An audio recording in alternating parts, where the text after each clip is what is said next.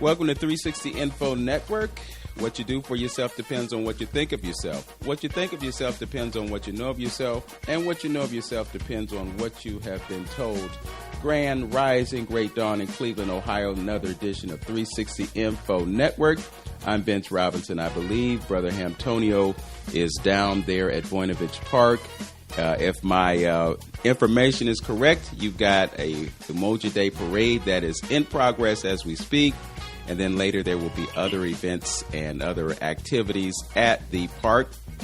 So we're really pleased to be able to close out Juneteenth month with that great event that, of course, you know, started with Brother Hampton saying we need to do something in the summertime when black folks can get out and do what they like to do as opposed to during February when it's cold and nobody wants to go anywhere. So thanks to Hamtonio for making all of that possible today. Before we get started with the show, I just want to remind everyone that we are going to be bringing in the Kenyan group Kenge to Larchmere Arts next Friday. They're going to be there from 6 to 10 p.m. approximately. They're going to do a performance, and they are going to have some dialogue with the audience, so you'll get a chance to meet them up close and personal. We're just going to request a donation of $7 for that event, and if you want to make your reservations in advance, you can go to Cash App and just send that 7 to $THASOULPOET. That's THASOULPOET. Also, if you are interested in developing an income stream, we have a great program that is earning dollars every week. We get paid every Friday. You can be among those who get paid every Friday, and all it takes is about a minute of your time on Friday to see your savings grow into something real. So you can just text cash flow to 216-780-2470. That's 216-780-2470, and you can get the hookup for real. All right, with all of that said, I would like to welcome to 360 Info Network the producer, the brainchild of a great new film. It is called Ankh, and it is the science of Kemetic yoga. It has some illuminaries in it, amongst them someone that you know and love, Brother Wayne B. Chandler. Yirser Hotep is also in the film. Another one of our 360 Info subject matter experts, Dr. T. Owens Moore, is in this film. And I was privileged to work with this young lady on this film. I recorded 2 of the interviews for it. And from what I've been told, as she just told me a few moments ago, it was received very well. We are hopeful that it will be in GCUF, the Greater Cleveland Urban Film Festival, this year. And we're going to talk about some other things that this film promises to deliver. So without any further ado, I'd like to introduce to you Ms. Gaile C. Ferguson. Gaile, how you doing this morning?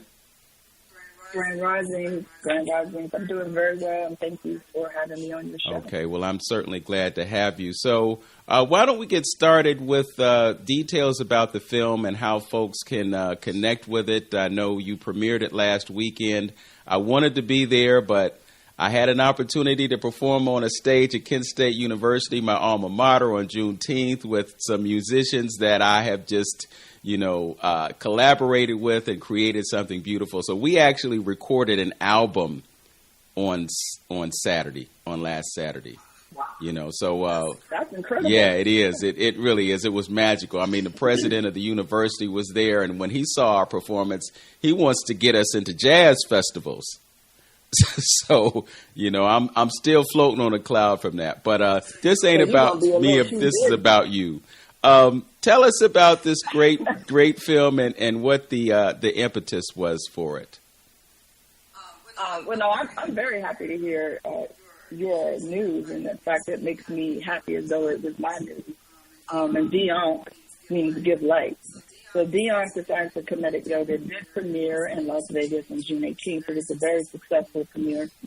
We had people come in from Seattle and Los Angeles, along with the local Las Vegans. And there was approximately 150 people there, plus vendors and vegan food vendors and a couple of the local vendors here. It was incredible. The film is It's a documentary. It's 82 minutes long. And at this point, anyone who is interested in seeing it, you can see it on Vimeo.com. And you would type in Ankh, which is DI space ANKH. Okay.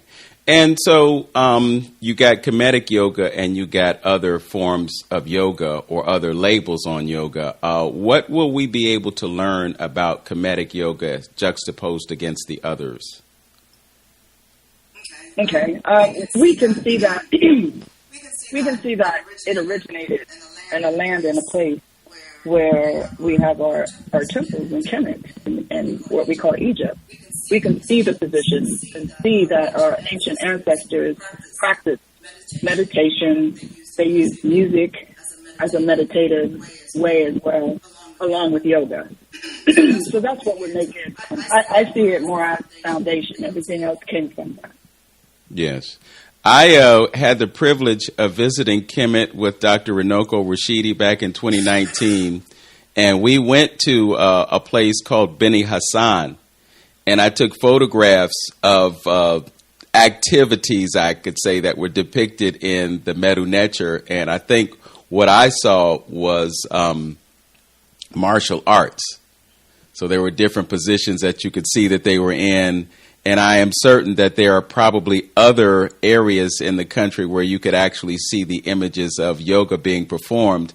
And in that same location, there was, it was like a stool. And I took a photograph sitting on that stool. I hope I didn't, do something that was inappropriate. But I actually sat on a stool and I assumed the position for meditation. Your back is straight, your hands are resting on your knees. And, when you look at a lot of the statues and the monuments that have been created for those great leaders back then, you saw them in that position, because it was something that they just did all the time. We had Dr. James Brown on our show last Saturday, and he referenced that. So this is not something that just came about, and it's also something that we still get a certain level of credit for, because, I'm told by Dr. Rashidi and others that the Dravidians had roots in Africa. And these Dravidians were actually in India. So the folks who call themselves Indians today actually learned yoga from them. Was there any conversation or dialogue about that in the film? The last part that you just said, no. But Brother Wayne Chandler is the scholar to speak on that. And he did mention that. But I don't know if, in the editing world, sometimes things get cut that had great value, but they just didn't fit the line of what's going on at the time. So Wayne did say that in his interview with you, but that particular part did not make it into the documentary. And then in regard to the images that we see, and we see our ancestors sitting straight up, that just demonstrates their example of ma'at to the people, because self-mastery is the first mastery that we should strive to have through knowledge and through the food that we put in our mouths and the thinking. Dr. Moore gave us a tremendous keynote on how to tune out to tune in, so that we can not allow the narrative and, for example, the local news that's happening that could possibly, make us think that it's the end, to affect us. So they sat in those positions to show example to the people of mastery and to be examples. Okay.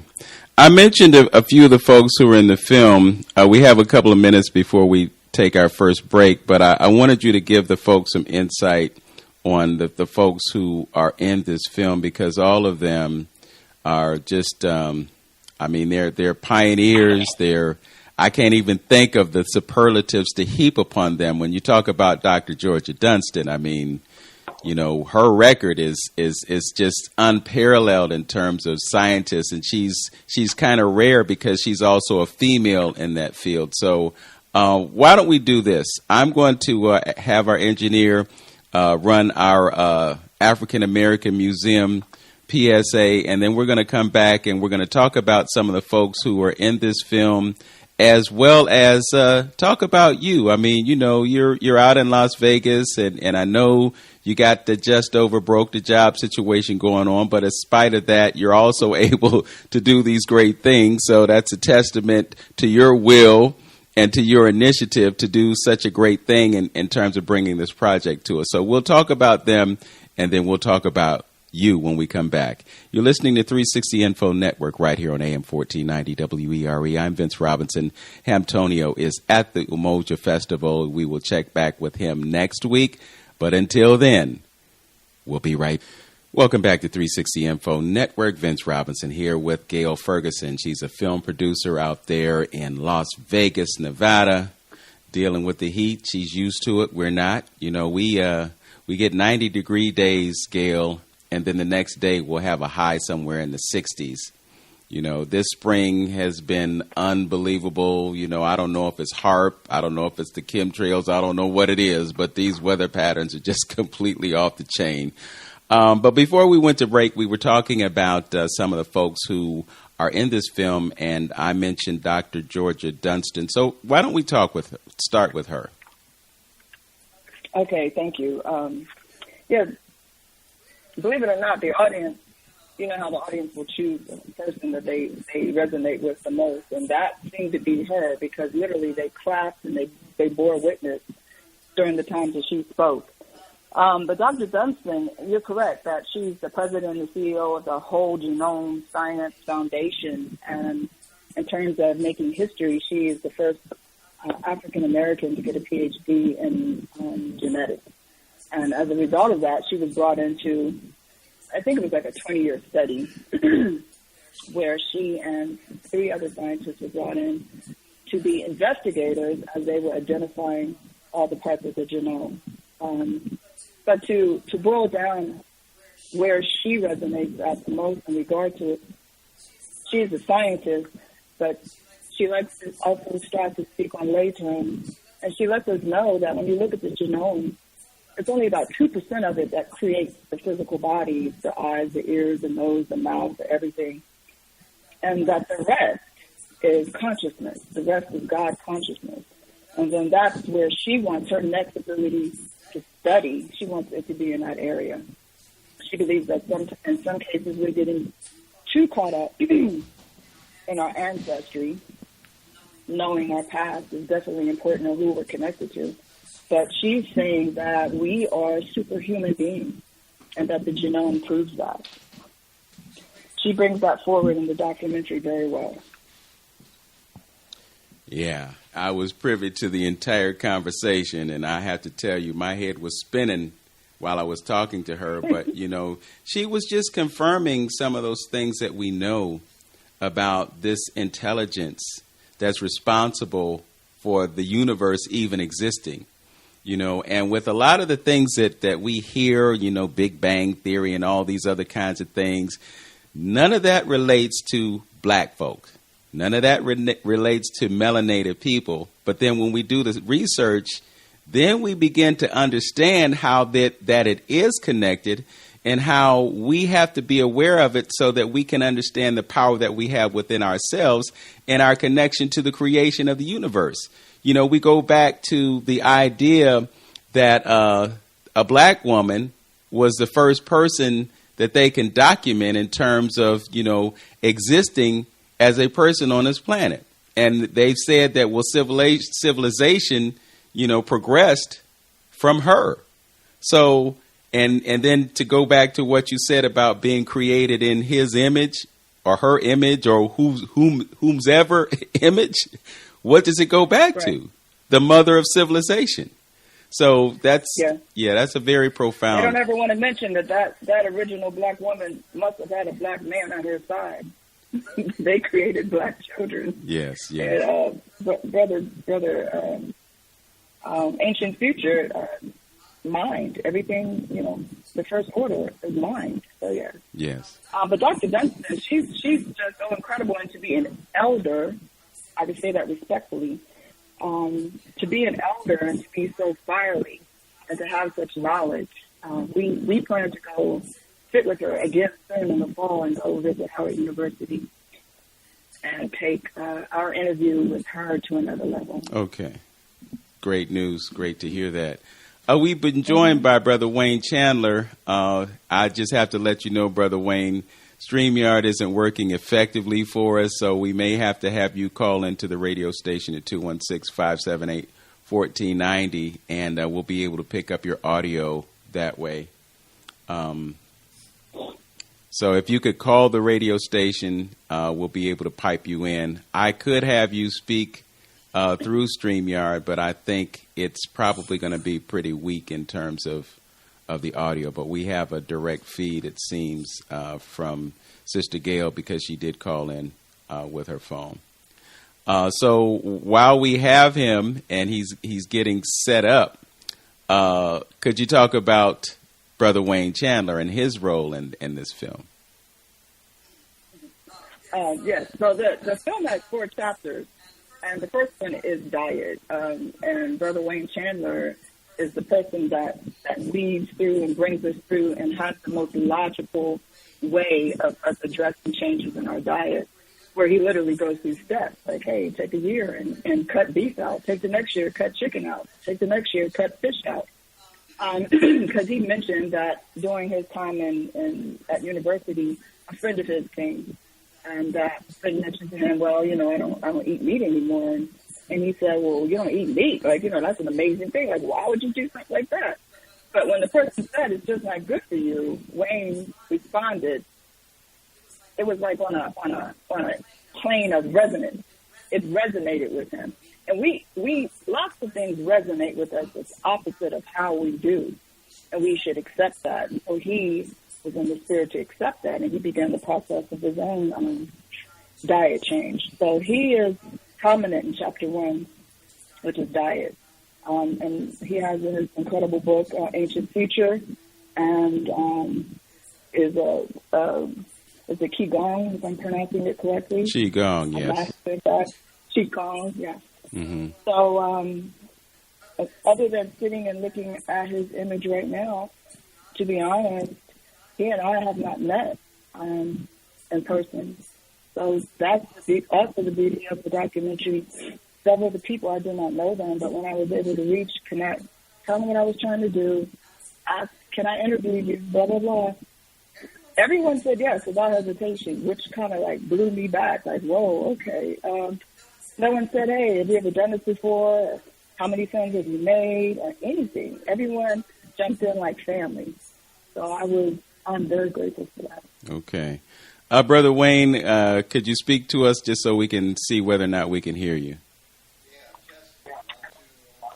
Okay, I hear something. To my engineer, are you hearing Wayne Chandler okay? I am not. Okay, he's not hearing you. So, Brother Wayne, I'm going to have to have you call the radio station, 216-578-1490, and we'll be able to get your audio in. And while we make that transition, Sister Gaile, Yirser Hotep, he seems to be the expert on Kemetic yoga. Talk about his role in the film. Right. Dion's the science of Kemetic yoga started out with my interview with just Yirser in 2018. We went into the studio here, got awesome footage done. And every time I went to begin to figure out, okay, what we're going to do, what B-roll we're going to bring in, it just seemed flat. And it wasn't because it didn't have great value. It did. But I needed more than that. So we were able to reach out to his teacher, Asar. Because Yirser has been practicing Kemetic yoga for over 40-some years and is a master teacher and travels the world to certify other Kemetic yoga instructors.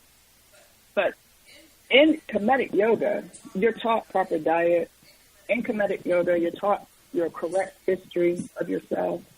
In Kemetic yoga, you're taught about the power of your physical anatomy and your spiritual anatomy and the power of words and your beliefs.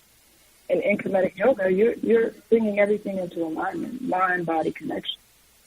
So all of the chapters that I've separated in the documentary really fit into just Kemetic yoga. So we end with the 4th chapter of Kemetic yoga, and his teacher Asar speaking about how dedicated he was as a teacher, And we wouldn't have Kemetic yoga without him. So we are tremendously grateful for that. Okay. Also, you had Dr. T. Owens Moore. I know he is an expert on the brain and neurology and melanin. What did his chapter deal with? Well, he weaves throughout the documentary as the most common sense approach, which is why the reason he was brought as a keynote speaker to talk on tuning out and tuning in, because he naturally spoke that way all through the whole interview. And that's what we all need to do, because everyone, well, how do I get started? Well, how do I get started? You get started by starting with yourself, quieting yourself, beginning to meditate, beginning to do yoga, and tuning out the TV and the radio and all of the other energies that don't align with happiness and resolving. So, of course, he's a author of, I think around 7 or 8 books, all on melanin and the body. So he can go extremely scientifically deep. But throughout the whole interview, he just was so very logical of how we started to make changes. So that's just who he is. Yes. He doesn't need to throw out big words, you know? Yeah. Well, I know that Dr. Moore is extremely aware of the impact and the effects of radiation and on all that other kind of stuff on us. Like, he's not someone that will hold a phone to his head. He has shown us with instruments that there is radiation emanating from devices even when they're turned off. He demonstrated that.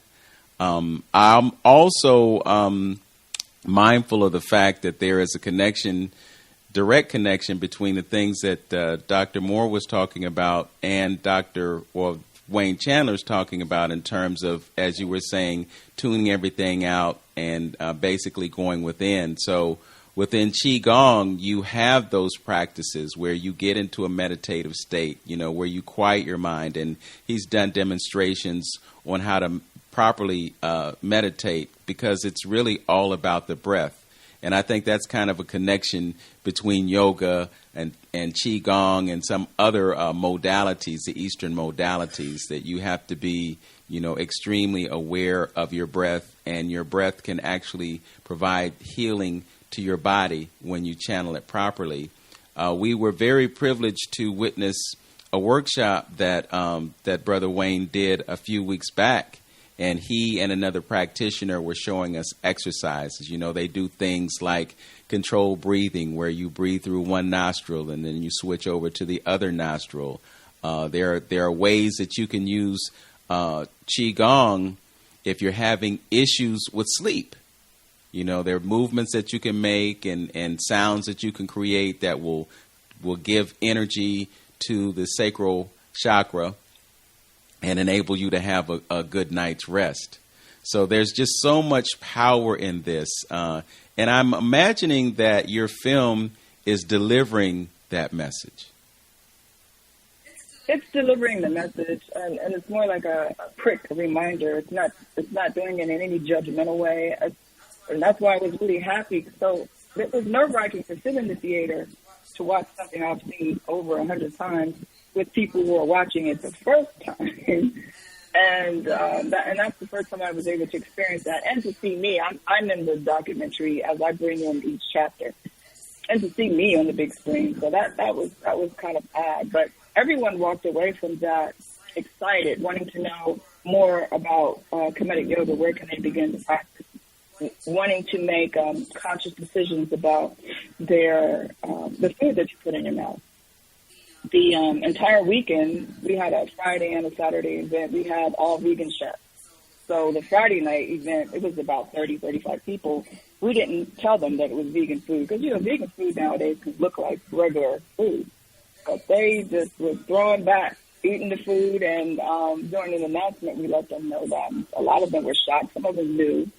But in many cases, you have people who won't try it because they just don't try new things. So if you don't tell them, so yeah, it was a little sneaky way to do it, but everyone enjoyed it. And now their mind is bent more towards trying something new, or maybe, you know, how they say meatless Monday. Maybe they'll take a Monday and not eat meat or whatever. So yeah, I could testify to that. I would like to just a quick anecdote.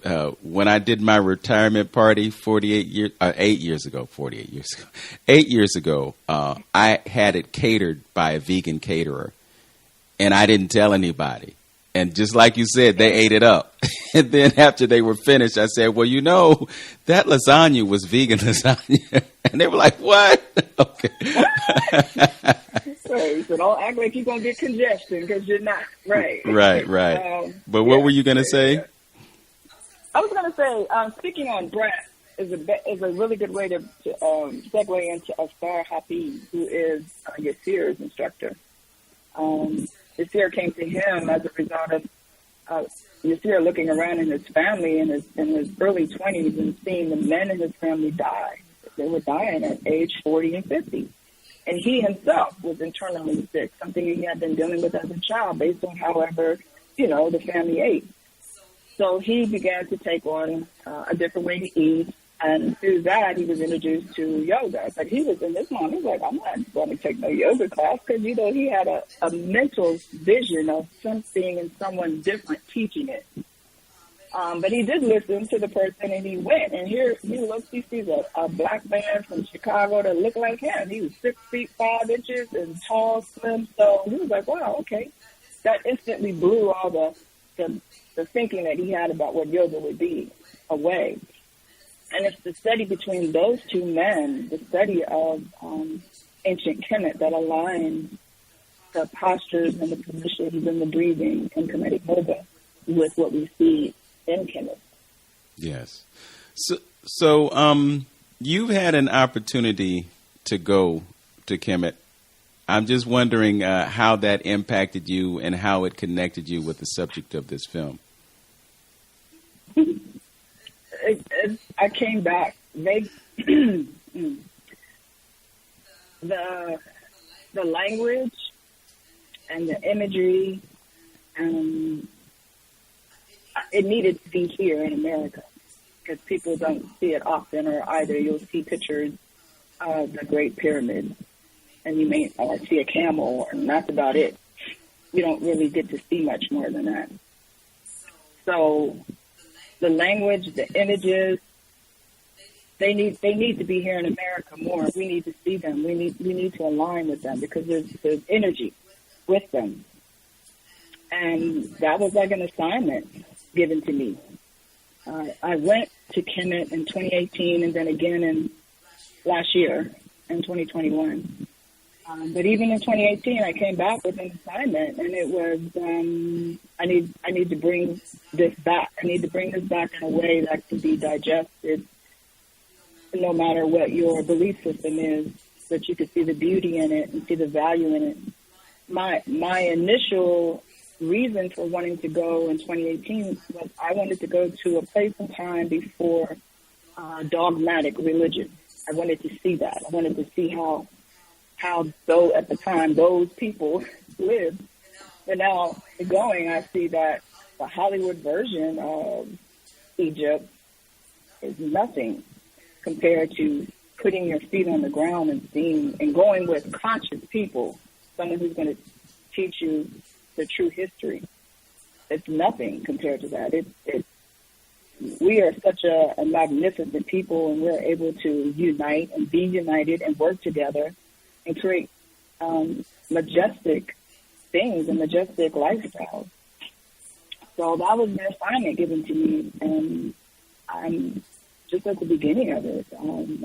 I always hoped and prayed that for what I was told to do is respected and honored, and that the people that came along with me to be in the documentary, that I have shown them in the proper light and I've honored them in a way that they agree to see themselves put out in the world that way. And it's a lot of heavy responsibility on that. Well, I think, what it really comes down to is it's the ancestors at work. It's the way that they show up in our lives. And we're not always fully and totally conscious of why it happens. But, again, just being in anecdote sharing mode, when I was in Ghana in 2017, I participated in a ritual in which we poured a libation, and we were at the slave dungeon in Elmina, which was the very first one that was built. After we did the libation, we walked down to the beach, and we were given a piece of fruit, and we were told to toss that fruit out into the ocean and have a conversation with the ancestors, and I did. And on that day, and in that moment, I told the ancestors that I wanted to bring the message of Africa to African Americans. And that evening, I got an inbox message from Dr. Runoko Rashidi. Okay. And he said that he wanted to come to Cleveland, and I guess he wanted me to be responsible for him while he was here. And that was the beginning of quite a few lectures that he did. He took folks to the Cleveland Museum of Art, and he walked them through the Egyptian exhibition and explained a lot of the artifacts to them. So since they couldn't make the voyage over to Kemet, they could come to the museum. He talked about the museum. He said it was one of his favorites, even though it's not on the level of some of the other museums. But Dr. Rashidi often described museums as depositories of stolen loot. That's exactly what it is. And he's also talked about what might be in the basement of those museums that they have not displayed yet. Yeah. Yes. Yeah. What a magnificent brother for him to travel the world looking for evidence of melanated people, and he found it everywhere he went. Yes. Yeah, it was absolutely incredible. And to visit all of those places with him, he wasn't as mobile as he could have been because of his weight and other situations. I find it ironic, but perhaps not, that when he made transition, that's where it was. He traveled back to Kemet to do a tour, and I think within the first day or so, he made transition. Yeah, it was about the second day, Vince, because that morning, which would have been a Tuesday morning, Brother Osaze, Jabari Osaze, and our brother that we're talking about, we're supposed to have a lecture with his group and our group together. So we woke up that morning to the news. Oh, so you were there then? Sunday. Yeah, we were there. Okay. And you know what's really, really beyond? I mean, the whole thing is just like, it just takes you back. There's like no words. And then when we go to visit Brother Anthony Browder's excavation, they had prepared a lift for him because he wasn't able to physically get down into some areas. And so the people on our tour were able to use the lift for Brother Runoko to go down, way down into a part of the excavation that Brother Browder and his crew and staff out there had created for him. So that, I mean, it just continued to be a bittersweet experience. And yeah, so now we lift his name as an ancestor, and ancestors are waiting for us to call them because they're ready to help. So as we're talking about Kemet, can you reflect on some of the places that you visited while you were there? Yes. Both times I did a lot of the same, but this last time we went to an area which, if you travel with our brother Jabari Osaze, he will correct you to give you the name that it should be called. Now, I would have to dig through a whole bunch of paper right now, which I cannot do on this show, for me to get to the correct title. But I was able to visit. Yes, it's Abydos. That was a place that I went to that I had not gone to before. But he said it's also called the Ramses Mary Amun, which is the proper name for it. It is the most incredible structure that is carved out of a solid mountain. And so if you or I were to stand at the foot of it, it would potentially take 2 to 3 football fields in height. And it is just incredible. We went to another area called Dondero, which is the temple of Het, the most beautiful house that has this courtyard, and you walk through and all the rooms are so still intact. You could just imagine the furniture and the life and the people who were there. It just comes to you easily. Because of Brother Minoko, I strive to try to align where I go to the dynasty. So that particular area of Dondero deals with the dynasties 23, 24, and 25. We went to, I apologize. Abu Simbel. Yes. And I have some, the next thing I think I want to do is put these pictures in order, learn more through Brother Jabari and his beautiful queen, Sister Anika.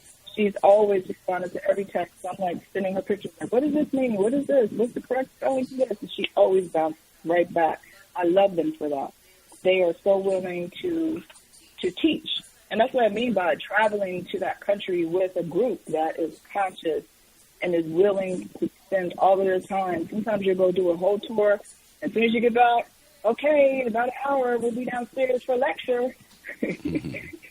So, okay, I'm down there with my book. I'm ready, But everybody, I don't think everyone is ready to give to that degree. Of course, we went down the Nile, the Hapi River, if I'm not mistaken, the only river in the world that flows opposite of everything else. I don't know why, but it does. Gravity is why. Right, the gravity just in that area? Yeah. A caller just called and wants to talk about the video. Okay. Pardon? Someone is just calling in and they want to talk about the video. We got a couple of moments before we go to break. Yeah, patch him through. Who is it?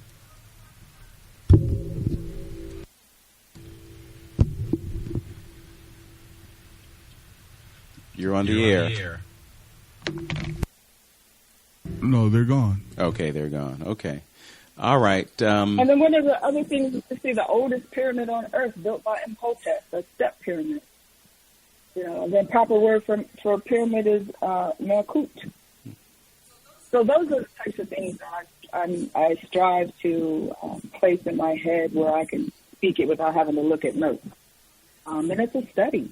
Yes. It's a study that we'll have until we take our last breath. Yeah, and I think it's also important for us, as you mentioned, to refer to them in the original. I really don't even like saying Egypt because it's giving credit to the Greeks for something that they're not responsible for. The fact of the matter is they appropriated so much knowledge and wisdom from us, and then they put it out there to the world as if they were responsible for it. The most glaring idea for me is the Pythagorean theorem. That was Imhotep. Yes. That wasn't Pythagoras.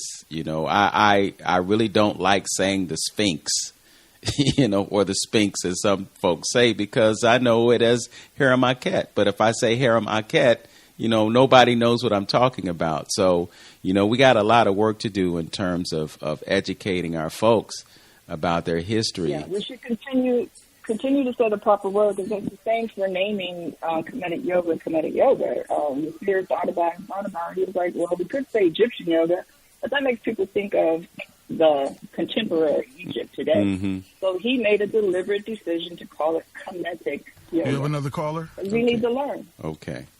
All right, we're going to take a quick break and let the folks know about the African American Museum. When we come back, we're going to take the caller who is on, and we're also going to reach out to Brother Wayne and see if we can't get him on as well. You're listening to 360 Info Network with Vince Robinson. My guest this morning is Gaile C. Ferguson, a filmmaker. She has created a great work. It's called Ankh, The Science of Kemetic Yoga. And we're going to get a chance to talk more about that film. And we're going to do another show on StreamYard and bring some of the other folks who are involved in this film. We'll do it in the evening where everybody can witness it. And maybe you'll even be able to see a clip of the film. We'll see what we can do about that. We'll explore those possibilities and more. We'll be right back with more 360 Info Network right after this. Welcome back to 360 Info Network. Vince Robinson here, and I have Gaile Ferguson on the line with me. I just actually hung up on Brother Wayne, so I'm going to try to reach him again. We also have on the line with us Muhammad, who was calling in. We'll take your call, Muhammad. Yes, you had answered it right when you was going off the break. Vince, thanks for taking my call. I didn't. So two quick questions. Where can you get the video? How can you see it? And has she talked with the only time that I personally have heard about Kemetic before was with Asar Kwesi. And has she ever talked with him? Did they collaborate on anything? Is it okay to chime in? Thank you, Brother Muhammad, for both questions. To answer the first one, the documentary can be obtained on Vimeo.com. That's Vimeo.com. And when you go there, you'll click on the search and you'll type in Ankh, which is D-I space A-N-K-H. That's where you can rent it for free. It's a 3-day rental. No, that brother's name that you just mentioned, I have not had the privilege to meet him, and I'll say yet. So I have not. Yes, Asar Kwesi is someone who does tours in Kemet, and his tours, he'll have 100 people on them. That's what he does year in and year out. He's been doing it, I don't know, maybe 30 years or so. So he's visited Cleveland a few times, thanks to Brother Lynn. He's had him on as a like a truth series. So we've been able to witness his photographs and his documentation of Kemet. And as a matter of fact, I wear a necklace that I purchased from his lovely wife. It's been a part of me for, I don't know, maybe 10 years since he was here. So Asar Kwesi is doing great things, and he's very knowledgeable about the history and the people of Kemet. So thanks for your call, Brother Muhammad. Okay, thank you for taking it. And you have a super fantastic day. Okay, you do the same.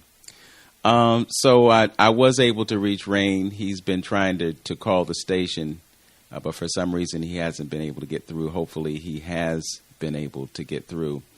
So you're involved in film production. I know you have some things up on YouTube as well.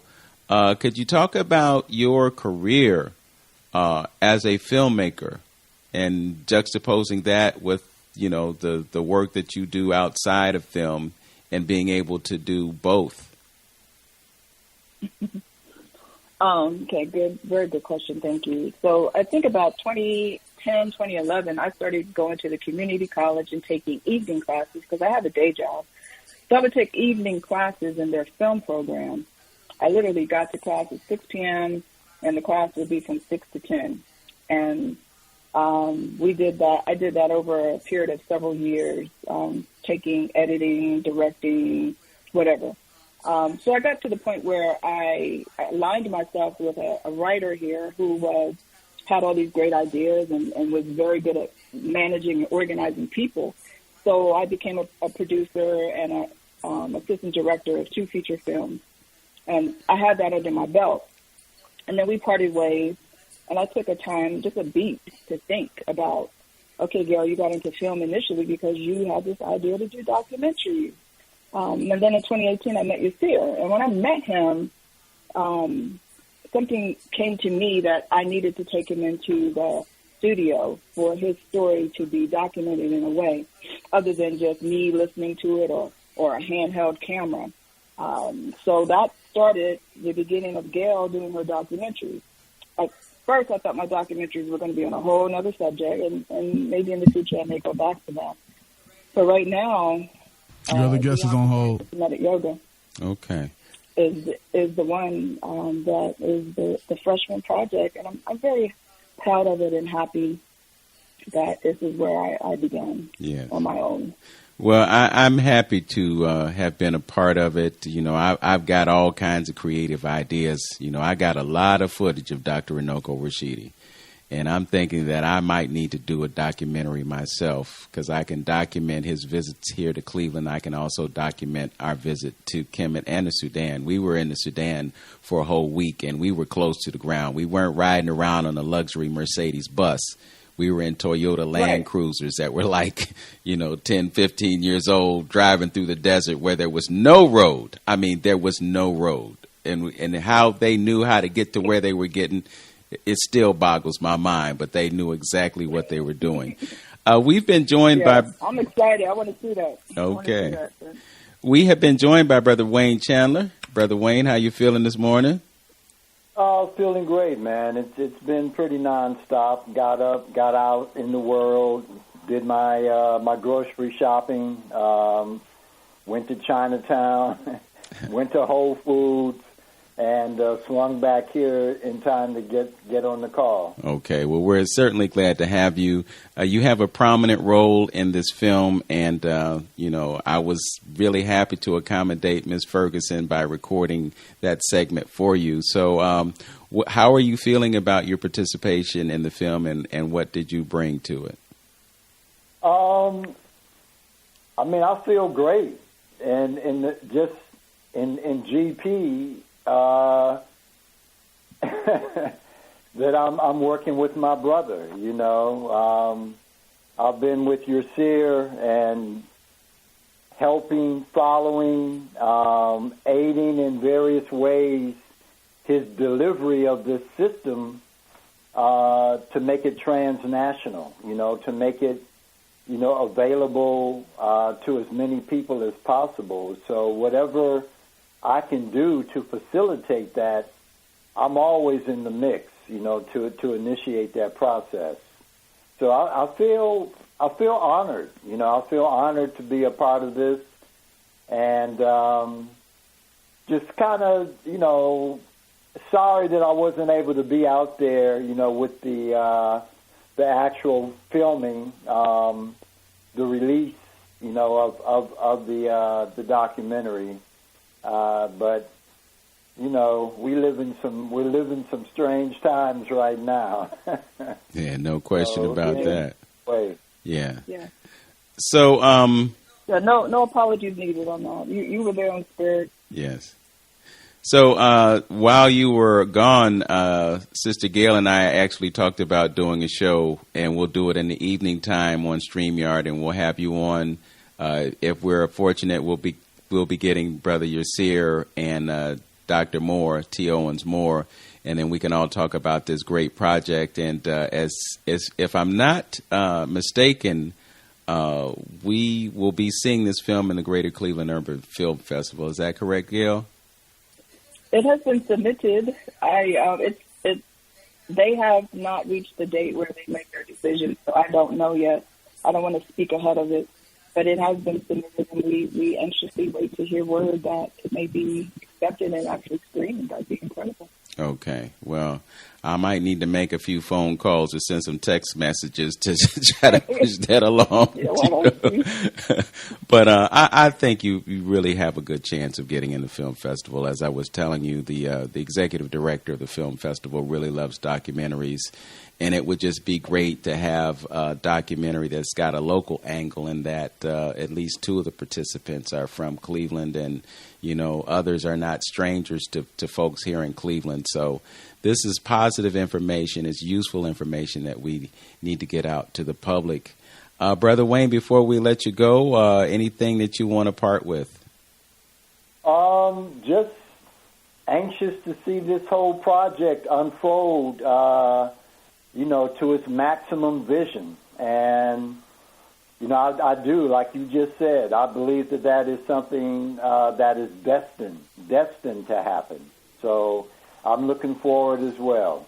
Okay. Well, Brother Wayne, can you confirm that you received the email with a link and password to Vimeo? That I got the link I believe you sent that to me a while ago, right? No, sir.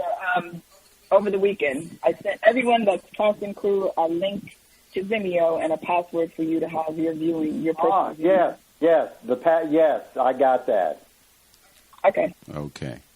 So we will continue this conversation very soon. We want to do all that we can to promote this great film, and I'm kind of anxious to see it. You know, I've been ripping and running, Gail. You have no idea, but perhaps you do. You got to carve out 82 minutes. 82 minutes. That's all. Yeah, I'll carve out 82 minutes to watch it. Trust and believe. I do sit down every once in a while, contrary to popular belief.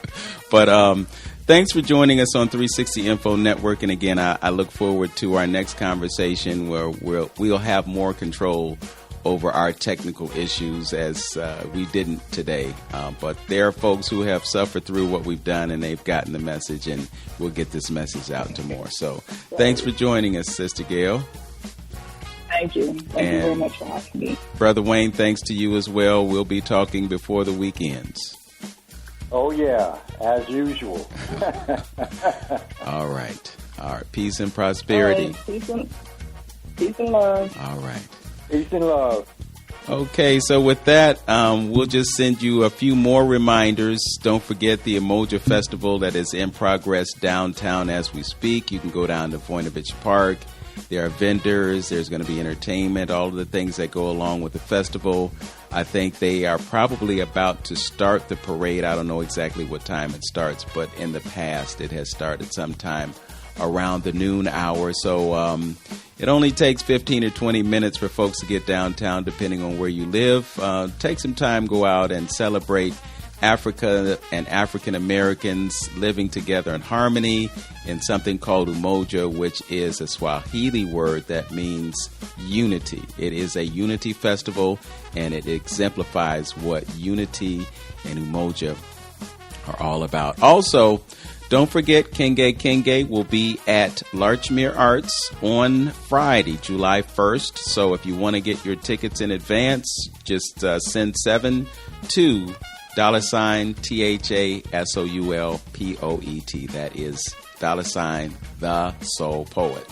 And one last reminder, if you are interested in positive income, passive income, getting paid every week, you can just send a text message to 216-780-2470. Just text cash flow, and you can get plugged in and you can start earning right away.